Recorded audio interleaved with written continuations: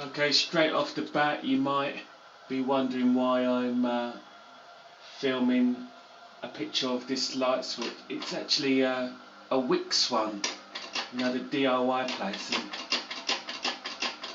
look at that, I'm pulling it and it's not working. So if you're buying a Wickes light switch, can't see that it's the way it's been installed.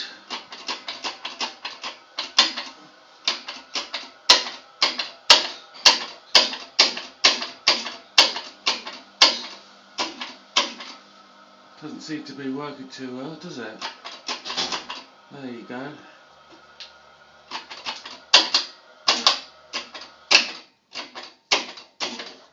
Doesn't seem to be working at all. Okay, there you go. That's from Wickes. And so if you're thinking about buying a Wickes light switch, don't bother.